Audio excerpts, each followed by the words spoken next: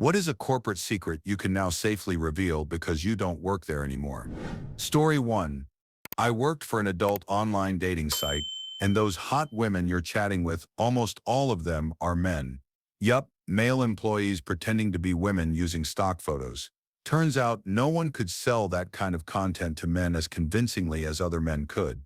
My job was to chase down money that customers disputed with their credit card companies, mostly chargebacks. What shocked me was that nearly all these chargebacks were actually valid charges. The truth was, many accounts were created by husbands using joint credit cards, and when the bill came, the wives would claim they didn't know what the charges were and request chargebacks. I had to prove these charges were legitimate, and I still feel terrible about the pain it caused so many women. One day, a sweet young woman whose husband had just been deployed came in requesting for a chargeback. I had to show her messages from his account where he was openly engaging in intimacy, saying things like, "I love my wife, but she's gained weight after 3 kids, and I need to have fun with someone who has a great body. Discretion is important." She broke down crying. I cried for her too. Another memorable case was a high-ranking bank executive who was convinced I was scamming her. To prove the charges, I emailed her a screenshot of her husband's profile where he was engaged in intimate texting. She overheard him in the background, unplugged the phone cord, and called me back on her cell, begging me to send all communications and photos to her company address. I'm pretty sure he got caught in a way he never expected. I only worked there for less than a year because I couldn't bear hurting so many women like that. Before we continue, do us a quick favor, smash that like button, and subscribe to support our channel. Story 2. Life insurance companies quietly hope you'll forget about your policy after about 10 years, and they're pretty strategic about it. 10 years is the sweet spot for them. By then, they've already made back the commission costs and other overhead expenses, plus a bit of profit. They subtly begin creating opportunities for your policy to lapse.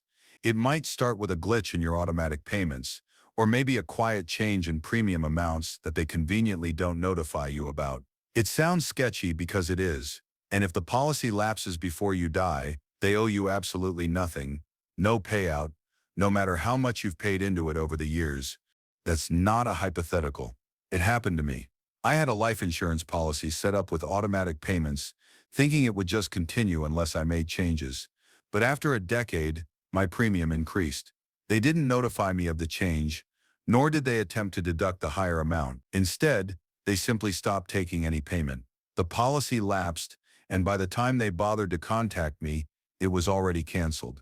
They said they had an outdated address on file. Funny how none of the regular correspondence ever got lost, but the cancellation notice made it to my correct address. That whole experience reminded me of another shady business I ran into when I was 19.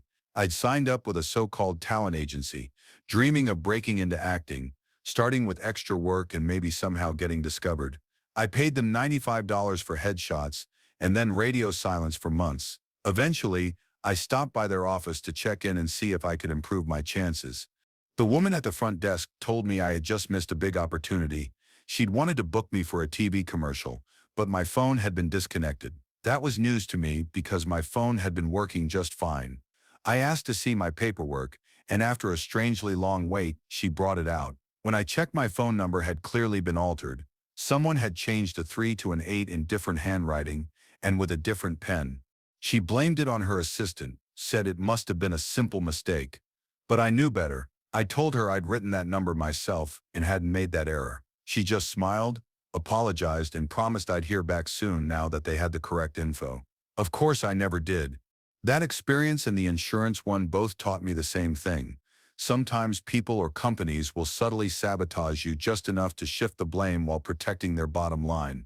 Whether it's losing your shot at an acting gig or your life insurance payout, the game is often rigged in their favor. The real trick is spotting it before it's too late. Story 3. I used to do data entry for a major telecommunications company about 20 years ago, and one thing I learned was just how creative sales representatives could get with their expense reports, especially under the category of entertaining expenses. The company used these expenses as a way to reduce their taxable income, and that opened the door for some pretty wild stuff. For example, there was this one sales rep who was really close friends with a branch manager at one of our customer companies. A couple of times a month, the rep would take his friend out on his fishing boat, and then submit expense reports covering everything: beer, refreshments, ice for the cooler, even gas for the boat, all lumped under entertainment expenses. Since the branch manager was a customer, the sales manager just signed off on it without question. But that was just the tip of the iceberg. The company also sponsored a national golf tournament where they entertained high-level executives from other large corporations. The expense reports from those events were insane, stacks 4 to 5 inches thick that had to be manually entered by us data clerks. These reports would show luxury hotel suites booked for customer VPs who would immediately have their clothes sent out for dry cleaning, order shrimp cocktails and champagne from room service, and have the company pick up the entire tab. Multiply that by about 300 other individuals, and you start to see the scale. These were people with generational wealth, powerful positions in huge corporations, and ironically, many of them were the ones who would complain the loudest about welfare for low-income folks. Yet behind the scenes, they were enjoying extravagant perks paid for by my company, and the company used those massive write-offs to slash their tax bills. This kind of stuff really explains why corporations often end up paying little to no tax. And honestly, don't even get me started on the conventions. Those were on a whole other level of excess. Story 4. When you trade in your vehicle for another one at a car dealership, they will use what you say against you. Let's say you wanted $14,000 for your trade-in, but they only offered you $10,000. You then argue with them until they give you the $14,000. They will raise the sale price of the vehicle you're buying, hoping you don't notice, so they can make the profit they wanted while giving you the money you wanted for your trade-in. When you're doing the walk-around of your current vehicle for the appraisal, do not go with the salesperson. They will ask, but refuse to go and stay seated. If you go with them, they will ask you questions about different things in the car to devalue it. If you do not go the first time, you have a stronger leg to stand on when it comes to wanting more for your vehicle.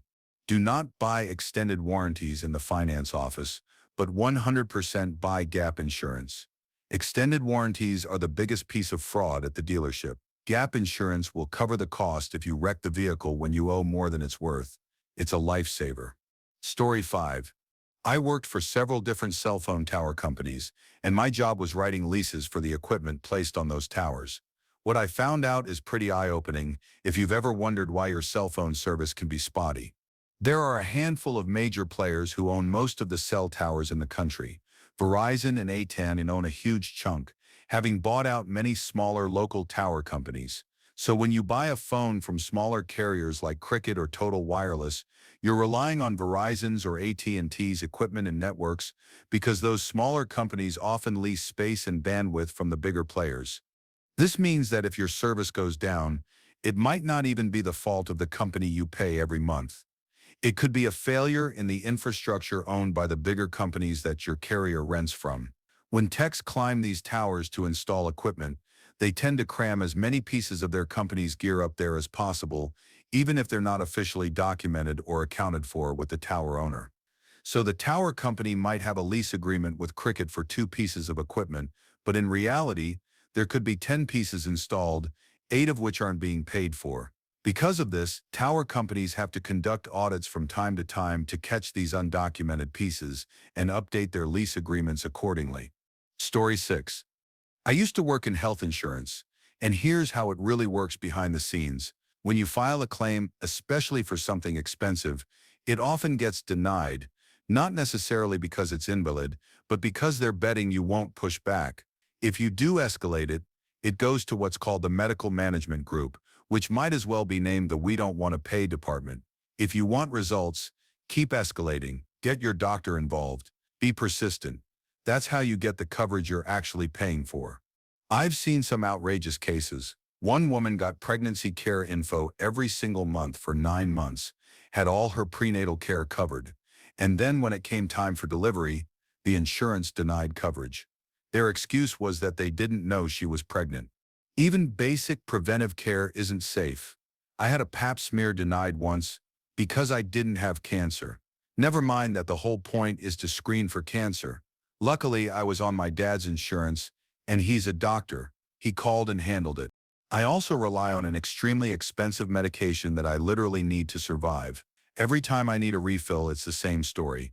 Doctor prescribes it, insurance demands pre-approval, doctor's office submits it, insurance denies it, appeal is filed, appeal is denied for a random missing item, doctor's office shows it was included, appeal goes in again and finally it's approved. This takes weeks, and it happens every time. You spend hours on the phone with reps who don't know what's going on. I'm convinced they're hired specifically to frustrate callers into giving up. One thing we did learn was that some drug manufacturers have copay assistance programs.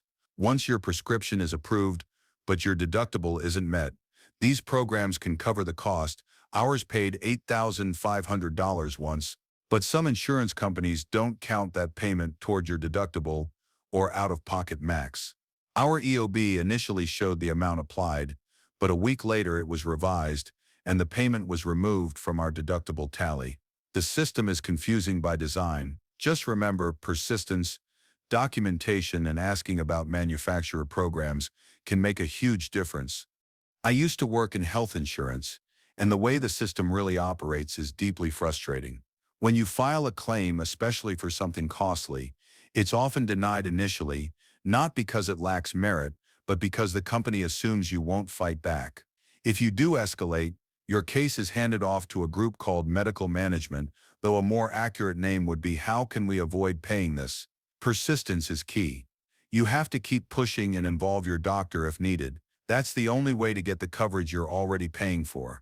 I've seen shocking things, like a woman receiving monthly pregnancy-related materials and having all her prenatal care covered, only to be denied coverage for the delivery. The company's excuse: they said they didn't know she was pregnant. I also once had a routine pap smear denied because I didn't have cancer. The absurdity of denying a preventive test because the condition it's meant to detect isn't present was unbelievable. Fortunately, my father is a doctor and managed to get it approved with a phone call. More personally, I rely on a life-saving medication that's outrageously expensive. Every refill is a multi-week battle. The doctor writes a prescription. Insurance demands prior authorization. The office submits paperwork. It's denied, an appeal is filed. The appeal is rejected for a supposedly missing item that was actually included, and only after more back and forth does it get approved. This happens every single time. I've spent hundreds of hours dealing with insurance reps who often don't understand their processes. It honestly seems like they're hired to frustrate people into giving up. We eventually learned that many pharmaceutical companies offer copay assistance programs that cover medication costs if insurance has approved the drug, but you haven't met your deductible. One such program saved us $8,500 once. But even then, some insurance companies won't count that payment toward your deductible or out-of-pocket maximum. Ours initially did, then quietly updated the EOBs to remove it. Story 7. I used to work at a well-known tech company, you may guess the name, and one of the biggest behind-the-scenes truths is how wildly different the support experience can be depending on who you are. Most people assume everyone gets the same level of help when they walk into a store or call the support line, but the reality is far from that. There are multiple tiers of support, and what you receive largely depends on how much money you've spent, how influential you are, or whether your issue could come back to hurt the company legally or publicly. The baseline tier is what regular consumers get: your standard call to the 1-800 number or trip to the customer service bar. It's decent, but nothing exceptional.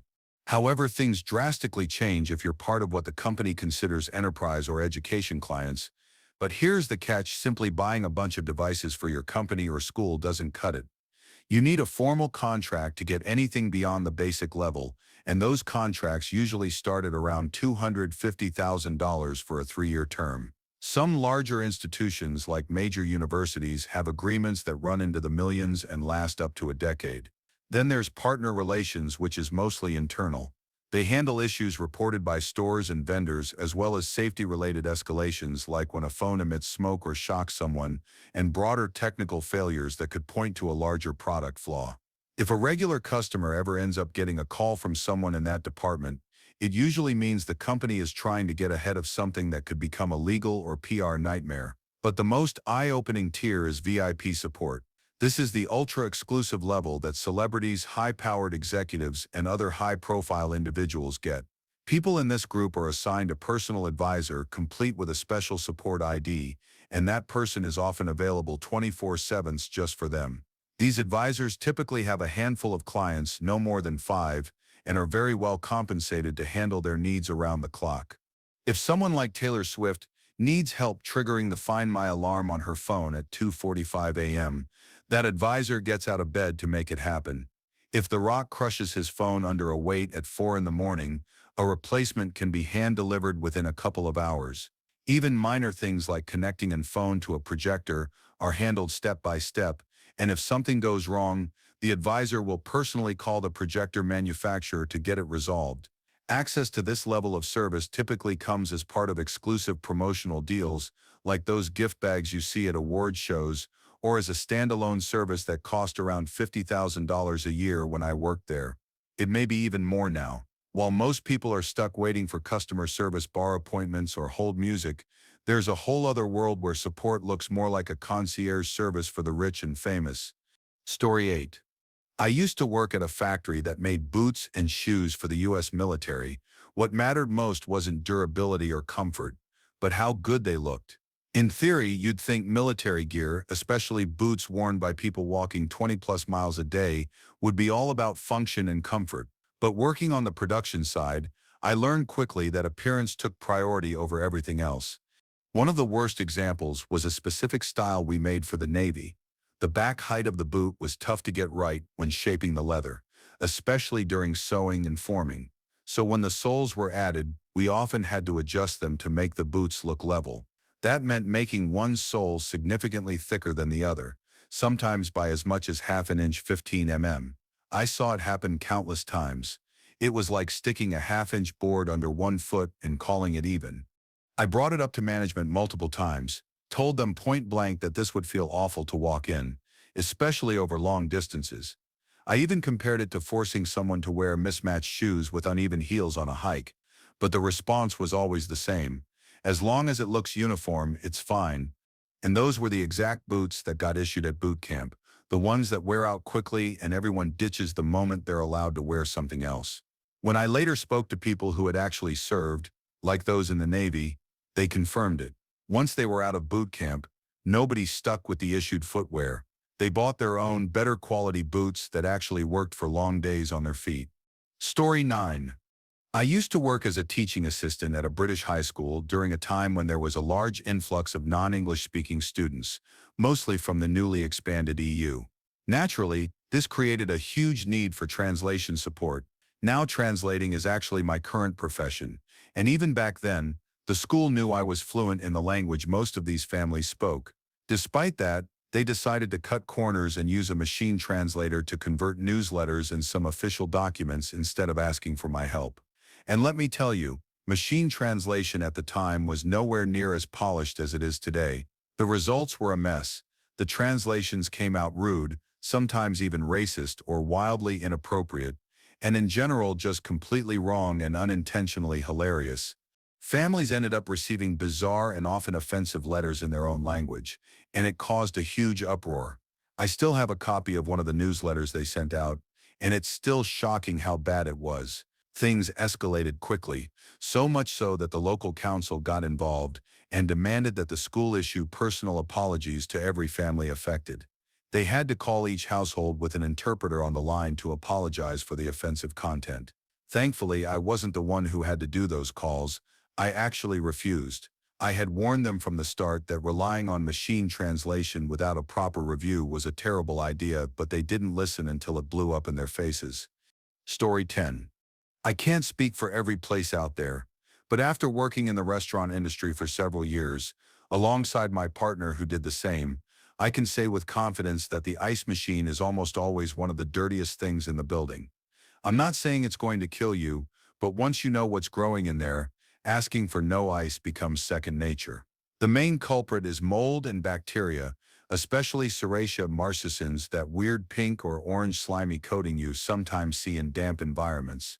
It thrives in the kind of conditions inside an ice machine, and among other things can cause urinary tract infections, which makes it especially concerning for the elderly or those with weakened immune systems. But that's not even the worst of it. There's often E. coli, salmonella, listeria, and other coliform bacteria lurking around too. The big problem is how ice machines are designed. Most people assume they stay cold all the time, but in reality, they cycle between cold and hot as part of the freezing and release process. This means they create the perfect warm, wet environment for bacteria to grow, and because the system is open to ambient air, whatever's floating around in the kitchen or restaurant has a free pass to get inside. And when it comes to cleaning, good luck. These machines are built with so many hidden corners, like deep inside the water pump or behind internal panels, that it's nearly impossible to scrub everything down fully. Even after a deep clean, you'll usually still find flecks of gunk stuck somewhere. Sometimes the machine gets so grimy that you'll see little bits floating in the ice or notice the cubes are unusually cloudy, but honestly, it can be contaminated long before it looks visibly gross. Health inspections don't help much either. Inspectors typically just do a quick glance inside. If it looks clean to the eye, they'll give it a pass. And sadly, that's actually better than what you'll find in most places. So yeah, the next time you get a soda, maybe think twice before you say yes to ice. Story 11.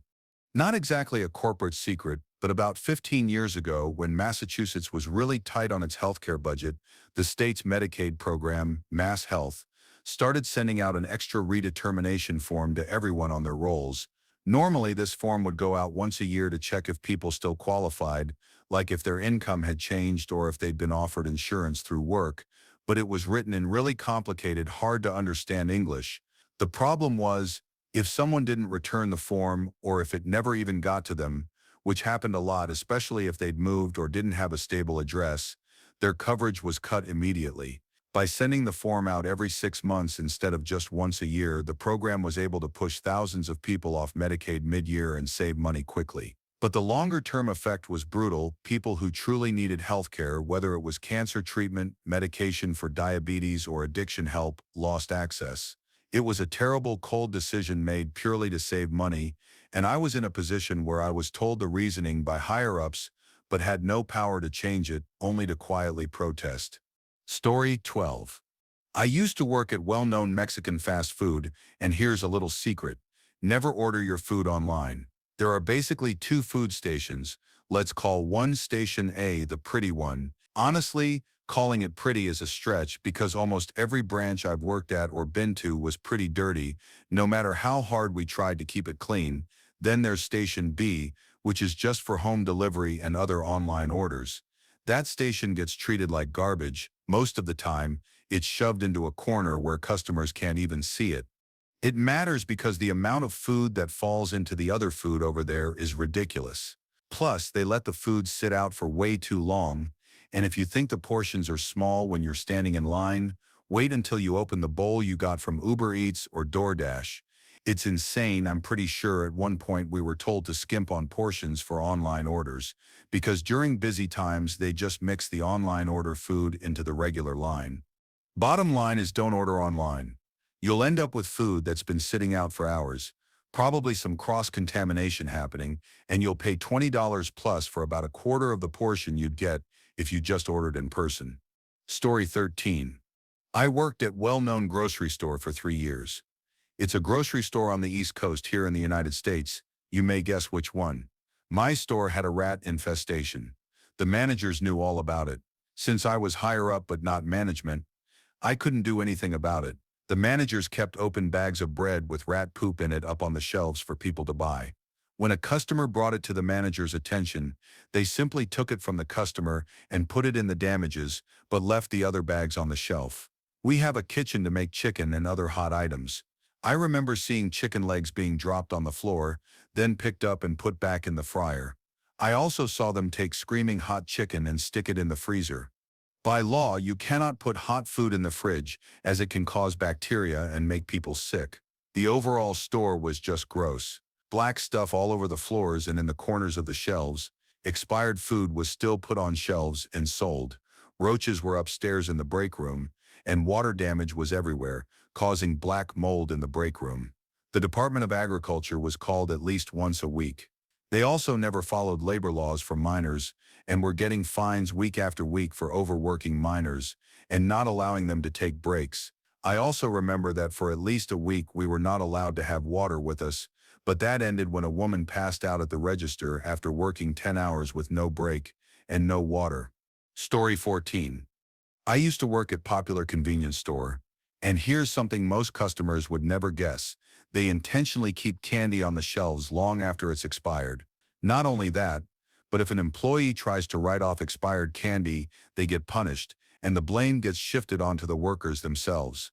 One night, I had a customer complain to me because someone on the day shift sold them candy that had expired over a year and a half earlier. Naturally, this upset me. So the next day, during a slow shift, I decided to look around and see how much expired candy was still out on the shelves. What I found was pretty shocking. I ended up writing off between a third and half of an entire candy aisle, all products that had been expired for at least 6 months. But instead of being appreciated for trying to fix the problem, I got verbally berated by the manager in front of my coworkers and even a few customers. The manager was angry because writing off that much product combined with the usual write-offs made her look bad to higher-ups. After that, she put a week-long ban on writing off any product. So basically, my efforts to clean up expired candy led to a policy where no expired items could be officially removed for an entire week, all to protect the manager's image. So yeah, next time you're grabbing candy at a convenience store, just know that it might not only be expired, but the company's policies actively discourage employees from properly dealing with it. Story 15.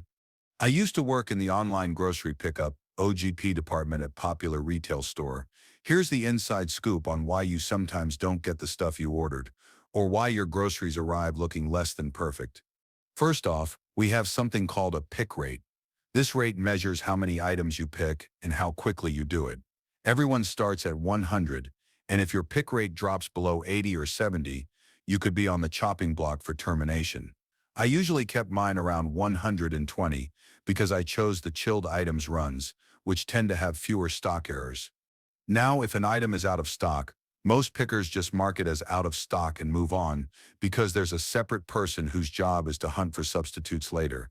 But these substitute hunters often get forced into this role and usually don't want to do it. So a lot of times you still won't get your missing items at all. As for why your groceries sometimes arrive looking smashed or damaged, if you live in a small town and your shopper recognizes your name but doesn't like you, they might mess with your order. I've seen someone grab a loaf of bread and crush it like an accordion, then put it back. Same with bananas, they'd smack them against the desk a few times, then go on with the order. Since most customers don't even get out of their cars to inspect, they never notice. And one last thing, if you order milk, always get out of your car and watch it being loaded. Milk leaks are insanely common. I saw people just toss the milk in the back of trucks, even after it leaked, and when I expressed concern, they basically told me to shut up. Honestly, customers are usually pretty rude, so I didn't feel obligated to warn them, but if you want to avoid wasting money, keep an eye on your milk during pickup. Story 16. My office doesn't actually care about you as a person. Sure, they offer amazing perks like an extra week off, a company car, and a really good salary, but honestly, they expect you to be on call 24/7. You get a company laptop and phone, but you have to sign a waiver saying those devices stay on even during your time off. That means you're expected to answer work emails at home in the evenings because the actual workday is packed with unnecessary tasks. I'd get sales requests from the other side of the planet at all hours, like phone calls at 1 a.m. from Australian businessmen trying to order car online. When I told my boss about the ridiculous hours, she apologized and said I'd been assigned to the wrong time zone. But there was no fix because no one wanted to work that time zone shift. That's when I quit on the spot. The hiring process itself was a nightmare. I was communicating with someone in HR whose first language clearly wasn't English, and she refused to do phone calls, only emails. When I asked about scheduling an interview, I told her I worked Monday to Wednesday and preferred Thursday or Friday, preferably not early morning, because I'd have to drive 4 hours to the HR office. But she scheduled me for Monday at 7 a.m. On the day of the interview, I was greeted by a different person who told me the HR rep who scheduled me wasn't even from the country. She was in Zurich, Switzerland. All their HR is outsourced. When I asked why I had to drive 4 hours for an interview at a Tesla location, only 30 minutes from me, I was told it was just how they handle things, to test if the applicant is really willing to come. Honestly, it was the worst job I've ever had. And that includes McDonald's. Story 17. I used to work at a bank, and one thing I learned is that banks love it when your debit card gets compromised, especially those that have instant card printers. When someone comes in for a new card, whether they lost theirs or it was damaged, we are pushed hard to sell them a credit card. Even if they just wanted a replacement debit card, the tellers were required to send every customer over to the bankers, no exceptions. So bankers sit customers down, so they're prepared to stay longer. Bankers have access to dive deep into the customer's accounts and credit reports, and bankers are trained salespeople, so they know how to pitch credit cards. Also, the bank honestly doesn't care how much debt you already have, or if you struggle with things like gambling addiction. A neighbor of mine came to me for a second mortgage. She had a severe gambling problem, and her IRS tax form showed $80K in casino losses in 1 year, which was her entire annual income. My boss said there was no way she'd get approved, despite her good credit score, but after paying $30K in fees, she did get the loan. 3 months later, she needed more money. We had a serious talk about quitting gambling and using the money to fix her house. She left, and I told my boss what happened. He was sure she'd never get approved again, but after another $30 cut, she walked away with a third lien on her home. Then less than 2 months later, she came back asking for a $25 call unsecured personal loan, something that's normally almost impossible to get. My manager was sure it would be declined. It took a full day, but she got approved again and walked out with more money to gamble. Honestly, they only care about the money. That experience made me switch my family and myself to credit unions. After over 10 years of banking, 3 of them at credit unions, we only keep accounts there now. Story 18. I used to work in rental cars, and there's no fixed rate for the price for an upgrade. It's totally up to the person behind the counter at that moment, and how you act makes all the difference. I've watched customers show up, realize their reserved car isn't available, and immediately launch into a tirade. That kind of behavior usually earns them an outrageous upgrade fee or a long wait for a solution. On the other hand, if you're calm and kind, it can work out massively in your favor. I've seen people treated like VIPs simply because they weren't jerks. I've even been in line behind someone throwing a tantrum, and when it was my turn, I'd just say, "Take your time, no rush." And boom, I'd get upgraded from a basic compact to a Mustang convertible for less than the original quote. One time in Minneapolis, this guy in front of me was just ripping into the budget rep about his reservation. She handled it professionally, but you could tell she was stressed. When it was my turn, I told her not to worry. I was just heading to my hotel and wasn't in a hurry. She gave me a massive upgrade for almost nothing. That moment stuck with me. Being decent can go a long way. And it's not just rental cars, hotels, restaurants, anywhere with front-facing staff. A little politeness can unlock a lot. On a trip to London, I went to a favorite restaurant by myself. I was polite, asked about new menu items, took the server's recommendation, enjoyed my meal, and didn't bother her much. She came back at the end with a slice of chocolate fudge cake on the house. I didn't ask for it, and it probably wasn't worth much, but it was my favorite dessert and totally made my night. I gave her £20 in cash just to say thanks for going above and beyond. But not all experiences are that heartwarming. Renting in Cape Town Airport as a foreigner, especially if you're visibly not local, is like stepping into a pricing trap. I got quoted absurd amounts from every single rental counter. We ended up walking outside, sitting in one of their chairs, and booked the exact same car online for a quarter of the in-person quote. When we returned to pick it up, the same agent who had just tried to overcharge us had to hand over the keys. My wife, who hadn't said a word during the booking chaos, revealed she was South African and lit into him for the price gouging. That entire experience left a bad taste. Worst place I've ever rented from, hands down. Story 19.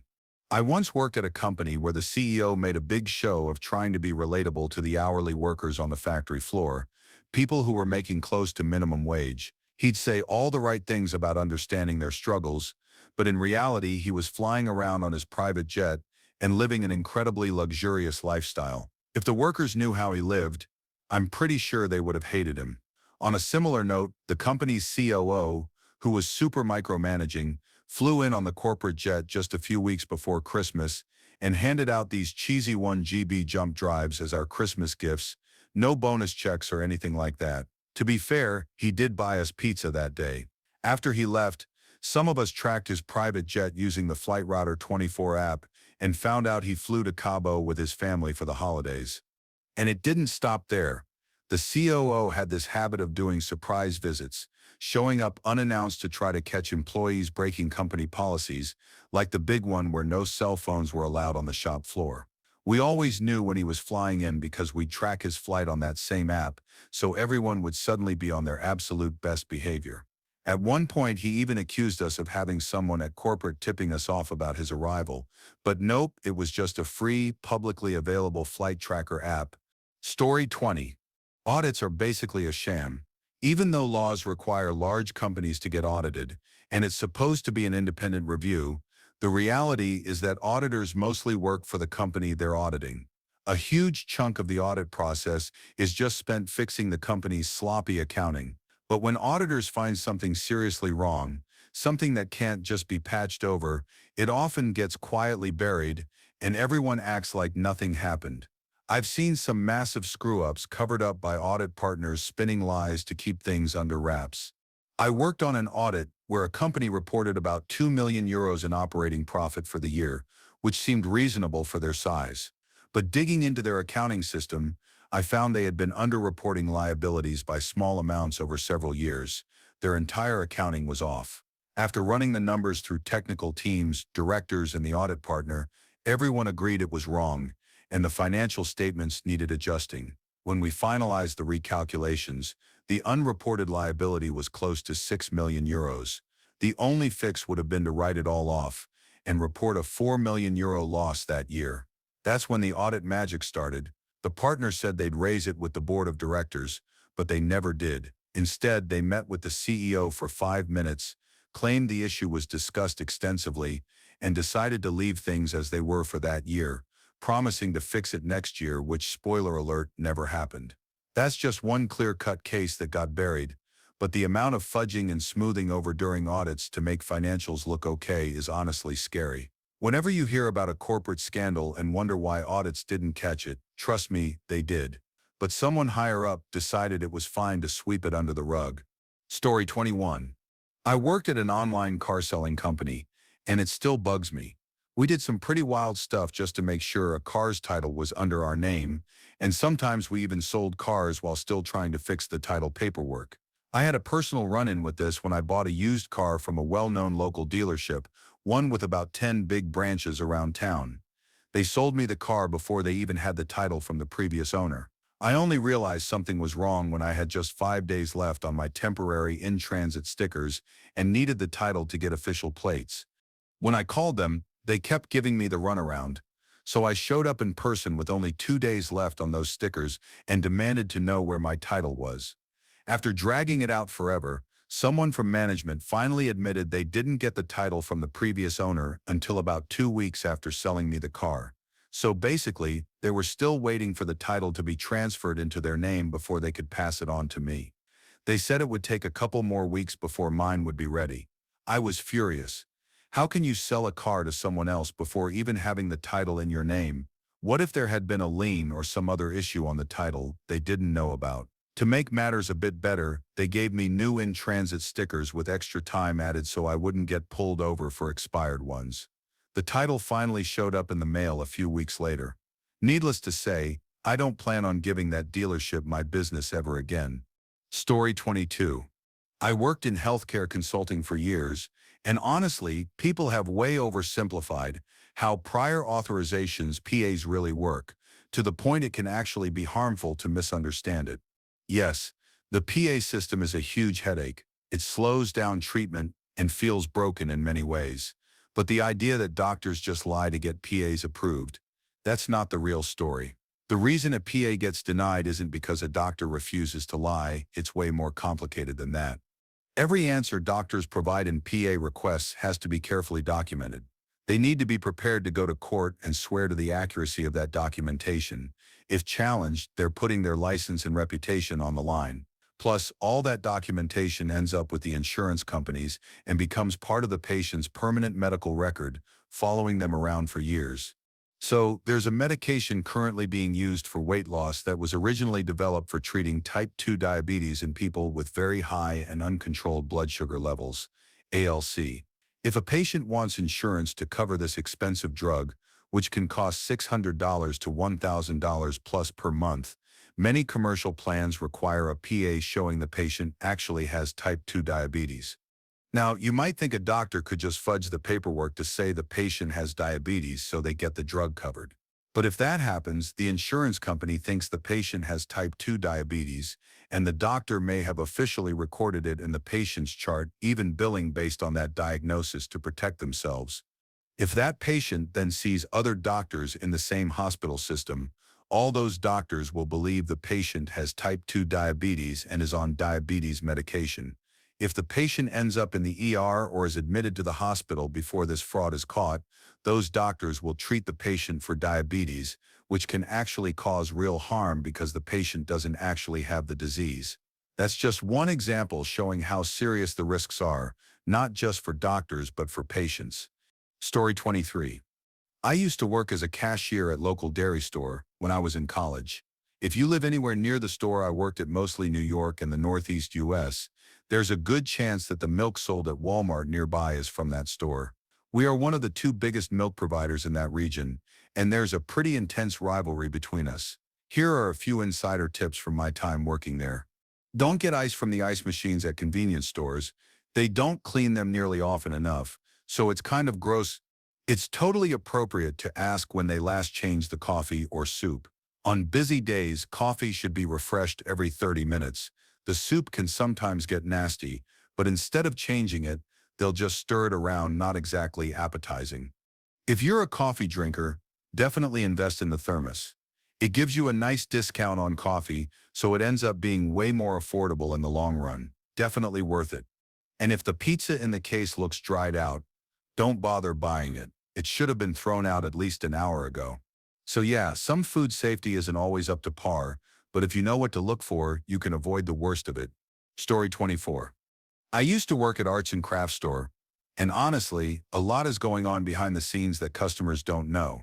For starters, we had a quota for getting customers to sign up for a credit card. If we didn't meet it, we risked losing hours or getting in trouble. We were even given $1 extra on our paycheck for every sign-up. But they told us not to mention the interest rate, which is insanely high, 32.5% APR. Also, we were only allowed to try to sell the card to customers speaking English, even if we were fluent in Spanish or other languages. It felt pretty weird and unfair. Then there's the rewards program. They advertise that you get $5 coupons for every $25 you spend, but that's only true when you first sign up. After that, you just get 3% back on every purchase, which honestly isn't worth the hassle. I tried it myself and ended up spending more just trying to earn those vouchers. Another annoying thing is, you can permanently change your email or phone number for the rewards account.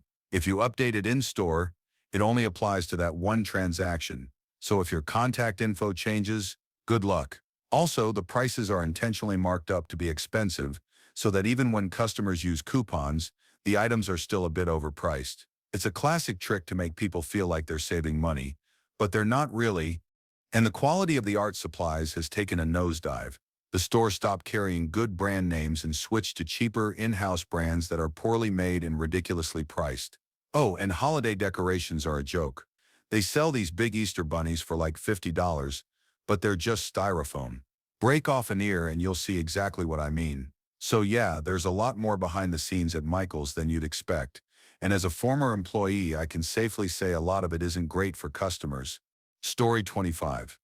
I used to work in apartment maintenance, and here's a solid tip: never sign a lease without actually seeing the unit and touring the whole property first. You want to know things like whether your mattress can even fit in the elevator before you try moving in. It sounds basic, but you'd be surprised. Leasing agents are usually working on commission, and property managers often get bonuses based on occupancy rates. Because of that, some don't hesitate to lie or withhold information.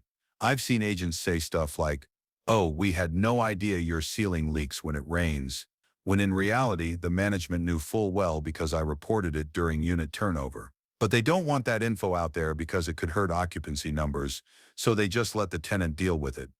And this wasn't some shady slumlord situation either. These were A-class new builds, high-end properties. That's not to say issues don't happen or that new leaks won't pop up suddenly. But if you do a thorough move-in inspection, you can spot if a problem was already there. Take those inspections seriously because if you don't report it immediately, management can just claim the damage happened after you moved in. Also, heads up, if lease renewals start feeling weird, suddenly people in suits are walking around inspecting everything. Tradesmen show up for checks, and they begin doing room inspections. It usually means the building is about to be sold or is already in the middle of being bought. They won't tell you this because they want to keep occupancy stable to avoid scaring off potential buyers. They're probably hiding building issues and don't want tenants talking about any problems. So yeah, be careful, do your homework, and don't trust everything leasing agents or management tell you, especially if it seems too good to be true. Story 26. Used to work at a banking software company whose data center housed servers in use by smaller banks that used our software for their banking instead of developing their own in-house. Had clients all over the country. Maintenance was a pain in the ass because any outage, even just to reboot a server, had to be cleared scheduled with the client first, and we'd always get hounded for root causes of issues whenever one occurred that we had to fix. We had to do most of our maintenance overnight on Sundays. There was an incident that occurred shortly before I was hired there that was quietly swept under the rug.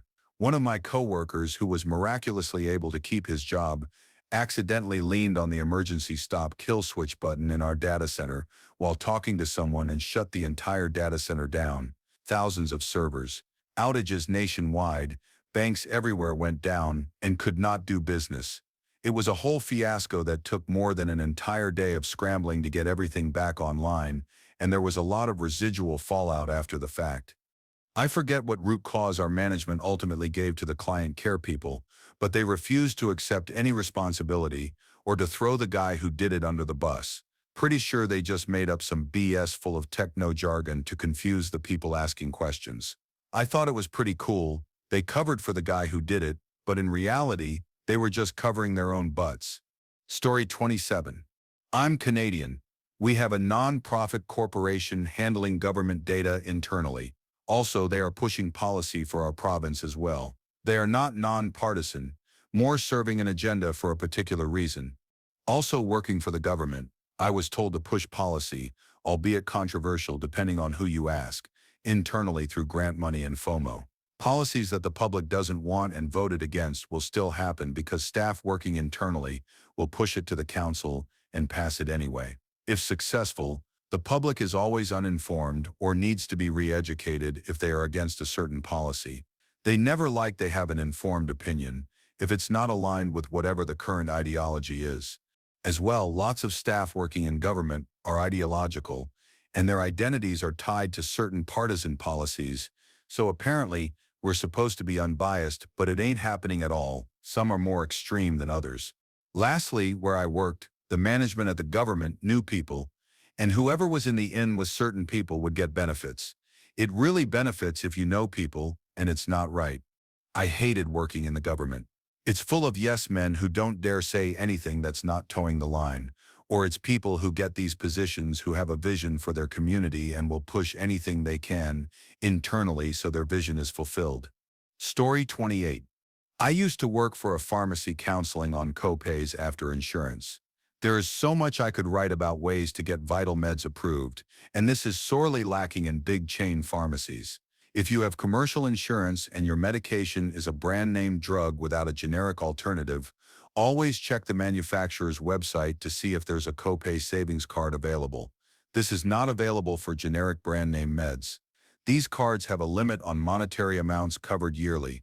If you have a medication you need covered and your insurance does not cover it, find the reason why and ask for your insurance's drug formulary, a giant list of meds they cover. Is it a plan exclusion? Is it that they want you to try other medications first? Have your doctor call your insurance and ask for peer-to-peer review. They will be able to get someone on the phone, usually a nurse, MD, or NP, and talk through the medications and why you need that specific medication. If you do not have insurance and need a brand name med, go to the website of said med and look for financial support, usually at the bottom of the page or a side tab. They normally have programs that help. If you need a generic and cannot afford it, the manufacturer of said generic may be able to help, or you can ask for a different manufacturer, as manufacturers set their own prices for a drug, and there are multiple manufacturers for each drug. There is so much more I could write, and I so desperately wish I could help people with costs. I have pitched the idea to several big pharmacies, but no reply. I have such a wealth of information about foundations and such, and wish there were a job at a big pharmacy for it. Story 29. Macy's at their 34th Street location in NYC, along with several other stores in NYC and Long Island, uses facial recognition software. Yeah, they have this tech set up so if you walk out with something stolen, whether or not they physically stop you, the system quietly logs that you took the item. It snaps a photo of you without triggering any alarms and immediately notifies the store's asset protection team or files it for them to review later. If they can't confirm it was an accident, your face gets uploaded into the system nationwide. So the next time you walk into any Max's using this tech flags you and alert staff. If workers are around, they'll keep an eye on you as you browse, tracking you through the store until you leave. Okay, that's exactly what I'd say if I were totally making this up. Everything I just described is pure fiction and absolutely shouldn't be taken seriously. There's definitely no wall of monitors cycling through pictures of known shoplifters, no special cells for shoplifters hidden on the fourth floor, and any similarity to actual places or procedures is purely accidental. Story 30. Here's a corporate secret from my time working on prior authorizations (PAs) for a pharmacy benefit manager, PBM. If a doctor wants to get a PA approved, all they have to do is bend the truth a little. When something needed prior authorization, we'd send a list of questions to the doctor, usually about whether the patient had tried a certain drug before, and if it didn't work, for the most part, we took whatever the doctors wrote down at face value. If they said the patient had tried drug A and it didn't work, that was usually enough for us to approve drug B. Some medications like opioids or hepatitis C treatments were a bit more complicated, but the majority followed that simple formula. What was frustrating, though, was how often doctors wouldn't even bother answering the questions. When that happened, we had to dig through their profiles to see if they'd ever submitted a claim for that drug before. If the doctors had just answered honestly, or even just answered at all, it would have saved everyone time and hassle. Story 31. I used to be the head of a mortgage lending company, and here's something you probably never heard before. We lent to people knowing full well they'd likely default and lose their homes. We could look at a single page of info about a borrower, and within 30 seconds know if they were going to default. We even trained our staff to spot the exact signs, and if you fit those criteria, you were basically doomed from the start. Here's the worst part. We told our employees they were helping people. I was personally offered bonuses, 5 figures per deal, to approve loans on properties I could see would default in less than 6 months. At a minimum, I saw about 10 such cases every week. When I say we, I really mean me. I was the one ultimately accountable. And I'm truly sorry more than you can imagine. I haven't worked in that industry for over 15 years, and I refuse to ever go near it again. Most lenders won't admit this, but I will. I'm sorry. I'm sorry for the damage and pain we caused to you and your families. I can't go back and fix it, but what I can do is share advice and try to help others avoid falling into the same traps. That's why I continue to speak out on forums like this. I don't want to see more people lose their homes because of greed. Again, I'm sorry. Story 32. I want to share some inside info about the Raw Foundation and its sub-company, the Found Agency, which works with unknown artists. Raw Foundation presents itself as a platform that helps emerging artists get exposure and connects them with big-name clients and corporations to sell their artwork. But the truth is far less glamorous. Artists working with the Found Agency are instructed not to mention how much they get paid while working on commissions, because Raw often keeps more than 75% of the payment for themselves, leaving the artist with only a small fraction of the contracted amount. To make things worse, Raw sometimes delays payments for as long as possible, using excuses like the check got lost in the mail, or we need to cancel and reissue the payment. This drags the artists along while Raw holds on to their money. They also pressure artists to sell overpriced tickets for events where the artist's work is featured. Artists usually don't make anything from the venue itself, but Raw makes a guaranteed minimum of $250 per artist if they convince them to sell tickets. If an artist can't meet the ticket sales quota, they aren't allowed to showcase their art at the event, yet Raw still pockets the money from whatever tickets the artist did manage to sell.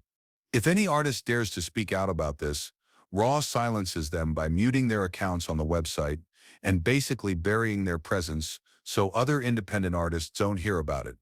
On top of all that, Raw files taxes in a way that shifts the tax responsibility to the artist based on what they receive, while Raw keeps the real revenue it makes from these deals hidden. So, despite the foundation's image as a promoter of artists, Raw is really just in the business of making money off artists' hard work, exploiting anyone they can persuade to generate revenue while putting in as little effort as possible. Story 33. That free-range label on your eggs isn't nearly as ethical as it sounds. My aunt used to work building chicken houses for some of the major poultry companies, and what she saw behind the scenes would definitely make you rethink those couple extra bucks you spend for free-range eggs. From the outside, it feels like you're making a more humane choice. You're imagining chickens roaming around under the sun, pecking the dirt, living their best life. But that image is mostly marketing. What these companies often do is design chicken houses that technically qualify as free-range by regulation. They leave the doors open so in theory, the chickens can go outside. That's the key to meeting the legal requirement. But right at those open doors, they install massive fans. The fans blow with enough force and noise to scare the chickens into staying inside. So yes, they're technically free to leave, but they rarely do. It's basically psychological fencing. And then there's the space issue. Don't quote me on the exact square footage, but free-range standards in many areas still allow for pretty cramped conditions. Sure, the chickens might get a little more space than their factory farm counterparts, but it's not the spacious grassy pasture you might be picturing. Most consumers would be shocked if they saw what free-range actually looks like. It's more like a slightly less claustrophobic warehouse than any kind of idyllic farm scene. At the end of the day, the free-range label helps companies charge more while giving you the illusion of a kinder product. But behind the curtain, it's still a numbers game, and the animals aren't benefiting nearly as much as we're led to believe.